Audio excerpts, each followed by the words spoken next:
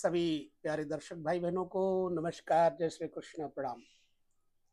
आज हम ज्योतिष के एक नए तथ्य की तरफ आपको लेकर चलते हैं और बहुत ही सूक्ष्मता के साथ धैर्य पूर्वक आपको कुछ ही मिनटों में एक सूत्र समझाएंगे। और उस सूत्र को समझ लेंगे यदि आप, तो आने वाले और वीडियोस में आपको सूत्र समझने में बहुत आसानी होगी। तो हम ये कहेंगे कि यदि आप ज्योतिषी हैं तो आप फिर भी देखें, यदि आप ज्योतिष सीख रहे हैं फिर भी देखें, यदि आप ज्योतिष में थोड़ी भी इंटरेस्टिंग रखते हैं तो भी आप देखिए, ताकि आपको देखना आ जाए। ज्योतिष वेदों का नेत्र है, लेकिन ग्रह हवा नहीं है। किसी भी ग्रह को ठीक करने के लिए आपके पास युक्ति प्रयुक्ति और गुरु कृपा हो तो आपका वो ग्रह जिसे आप हवा समझते हैं, वही ग्रह आपका किलो और 2 पौवा बन जाता है। यानी वही आपके लिए प्रतिफल देने लगता है। जब हम अच्छे कर्म नहीं करेंगे तो अच्छे ग्रह हमारा साथ नहीं देंगे, लेकिन जब हम अच्छे कर्म करते हैं तो बुरे ग्रह हमारा कुछ नहीं बिगाड़ पाएंगे। इतना जरूर ध्यान रखना। और अच्छे कर्म कौन से हैं? अच्छे कर्म वो हैं जो करने के बाद इंसान का जमीर अलाउ करे, उसके मन को शांति मिले, वो अच्छे कर्म हैं। और जिससे किसी को पीड़ा हो, दुख हो और आपको भी ग्लानि हो कर्म करने के बाद, वही आपके बुरे कर्म हैं। और बुरे कर्मों का नतीजा बुरा ही होता है। नवांश चक्र ठीक उसी प्रकार से आपके आगामी आने वाले कल को बताता है। जीवन के प्रथम चरण में जन्म कुंडली देखी जाती है, लेकिन अंतिम चरण में परिणाम क्या होगा वो नवमांश चक्र बताएगा। तो हम आज आपको लग्नांश की चर्चा करेंगे, लग्नांश को समझेंगे। ये मैंने नवांश चक्र लिया है एक, ये किसी का नवांश नहीं है, केवल आपको समझाने के लिए है कि नवांश कैसे देखें। ठीक है, तो धैर्य से देखेंगे। आप किसी भी जन्म कुंडली में जब देखते हैं कि उसका लग्न का स्वामी खराब घर में बैठा है, अब लग्न का स्वामी खराब कब होगा, इसके लिए भी आपको आने वाले वीडियो में धीरे धीरे समझना होगा। लग्न का स्वामी छठे घर में बैठ जाने पर खराब हो जाएगा। लग्न के स्वामी के ऊपर छठे भाव के स्वामी की दृष्टि पड़ जाए तो खराब हो जाएगा लग्नेश। छठा घर रोग ऋण शत्रु है। 1 मिनट के लिए आप इसे जन्म कुंडली मान लीजिए। अभी तो हमने नवांश लिखा है, लेकिन इसे आप 1 मिनट के लिए जन्म कुंडली मान लीजिए। छठे भाव का स्वामी लग्नेश को देखे या लग्नेश के साथ बैठे तो उसे युति कहते हैं, और देखे तो दृष्टि कहते हैं। ठीक है, अब लग्नेश को यदि पाप ग्रह, मानो सूर्य यहाँ का लग्न का स्वामी है, पाप ग्रह देखते हो तो व्यक्ति पापी हो जाता है, और पुण्य ग्रह देखते हो तो व्यक्ति पुण्यात्मा हो जाता है। पुण्यात्मा ग्रह जैसे चंद्रमा है, पुण्य भी है और पाप भी है। यदि अंधेरे पक्ष की चतुर्दशी से लेकर अमावस्या तक चंद्रमा है तो पापी हो गया। तो ऐसी अवस्था में यदि चंद्रमा भी देखे लग्नेश को तो भी पापी हो जाएगा लग्नेश। ठीक अष्टम घर का स्वामी लग्नेश को देखे या लग्नेश के साथ युति करे तो ऐसे व्यक्ति को बीमारी, रोग, परेशानियां, मृत्यु के कष्ट की तरह उसको जीना पड़ेगा। इसी प्रकार से व्यय भाव का स्वामी यदि लग्नेश के साथ युति या दृष्टि करे तो फिर जातक के जीवन में हमेशा व्यय ही रहेगा, है ना। चलिए, अब लग्नेश को हम समझते हैं। लग्न का जो कारक होता है वो सूर्य होता है। यहां तो वैसे भी मैंने सिंह राशि बैठा दी है, यहाँ का लग्नेश सूर्य ही है। लेकिन अगर कोई भी यहाँ पर मेष, वृष, मिथुन, कर्क कोई भी होता तो लग्न का कारक सूर्य ही होता।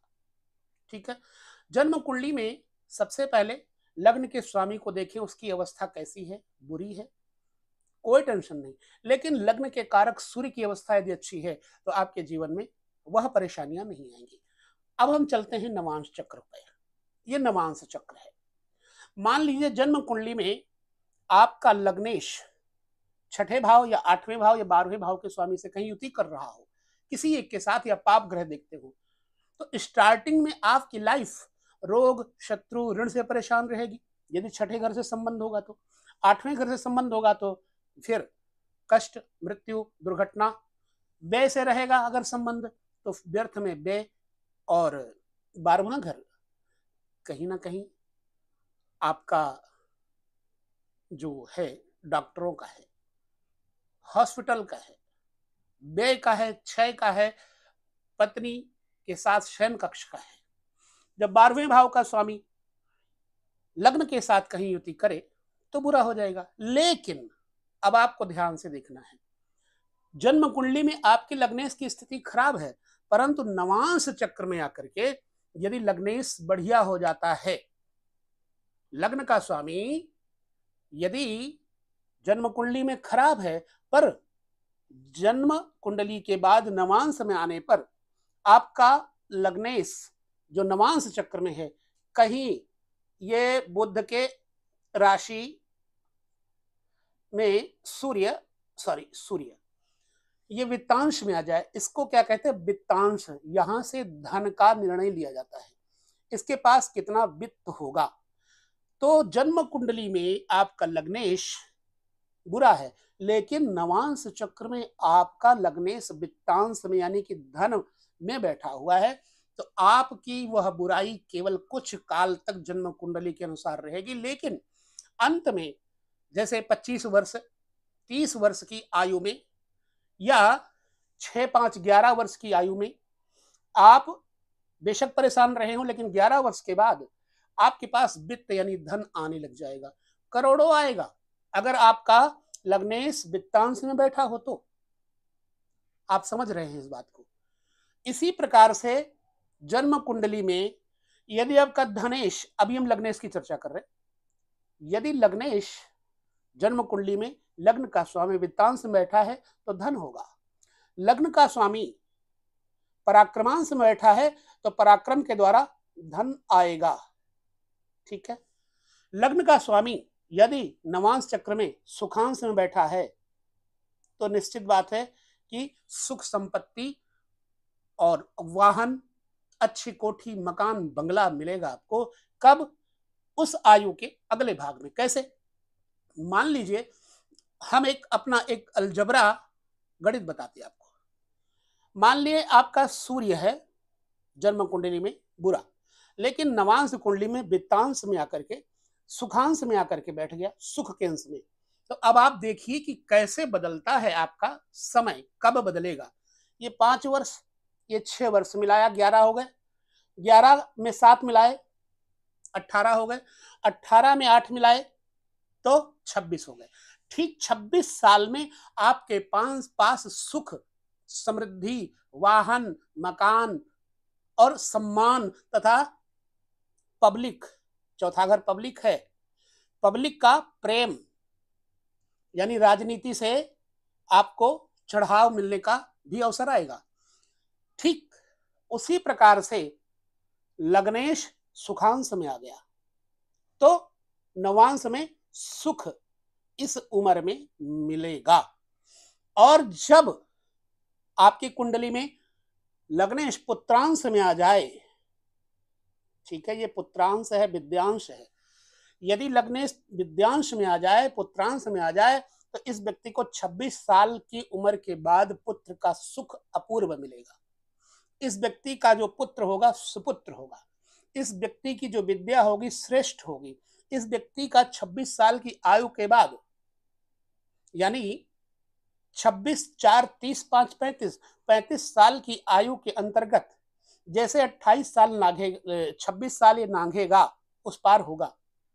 मैं पहले बता चुका हूं कि 26 साल कैसे बनते हैं।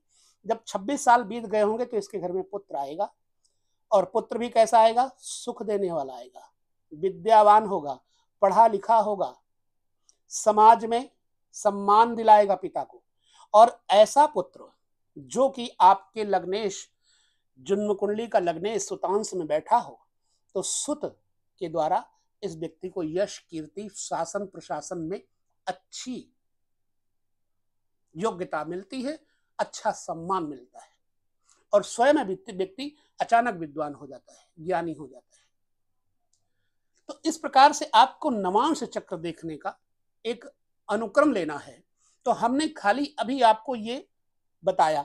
अब यदि यहां पर जन्म कुंडली में अगर लग्न के मालिक छठे घर में बैठा है, लेकिन यहां भी छठे घर में बैठ गया, तो जीवन के हर पहलू में, इसको क्या कहते हैं? रोगांश। इसको क्या कहते हैं? ऋणांश, ऋण रोग, शत्रुआंश, शत्रु के रिपुआंश, रिपु के घर में लग्नेश बैठ गया। नवांश में भी तो जिंदगी भर शुरुआत में भी लड़ाई झगड़ा कोर्ट कचहरी का, और जीवन के अंतिम क्षण तक भी इस व्यक्ति को कोर्ट कचहरी के मुकदमे से झगड़े से जूझना पड़ेगा। तो आशा हम ये करते हैं कि आपको समझ में आया होगा। अब चलिए, यदि आपके लग्न का स्वामी यहां जायांश में आ गया हो, भार्यांश में आ गया हो, तो भार्यांश में आने पर जातक का पत्नी के साथ अच्छा संबंध बनाएगा, पत्नी से यश कीर्ति दिलाएगा, जातक की पत्नी धन कमाने वाली होगी, जातक का अच्छा व्यापार सहयोगियों के साथ, जिसको कहते हैं अंग्रेजी में पार्टनरशिप अच्छी होगी।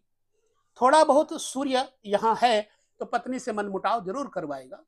इसी प्रकार से आपको नवांश चक्र में देख लेना है, जैसे अष्टम स्थान, शमशान स्थान, मृत्युआंश है। अगर लग्न का स्वामी मृत्युआंश में बैठ गया तो जातक को जीवन के अंतिम क्षण तक रोग परेशानी से जूझना पड़ेगा। इसी प्रकार अगर लग्न का स्वामी नवम में आ गया, भाग्यांश में आ गया, जन्म कुंडली में लग्न का स्वामी भाग्यांश में चला जाए तो ऐसे व्यक्ति का भाग्योदय कुछ काल बाद, जैसे 28-30 साल के बाद भाग्योदय होता है, तो लगातार तरक्कियां करता चला जाता है। ऐसी अवस्थाएं होती हैं नवांश में। जन्म कुंडली में यदि आपका लग्नेश कहीं पर कर्म स्थान पर बैठा हो और यहां कर्मांश में भी आ जाए तो ऐसे व्यक्ति बचपन से ही पैदाइशी व्यापारी, उच्च स्तर के राजनीतिज्ञ, उच्च स्तर के धनवान होते हैं और जीवन भर वो धनवान रहते हैं। ठीक है। इसी प्रकार से अगर आय भाव लाभांश में बैठ जाए सूर्य, तो जिंदगी भर ऐसा व्यक्ति व्यापार, बुजुर्गियत, बड़ों का सम्मान, बड़े भाई बहनों के द्वारा धन अर्जित करना, बड़े भाइयों को सुख देना इत्यादि। लेकिन लग्न का स्वामी व्ययांश में चला जाए तो जीवन भर व्यक्ति के पास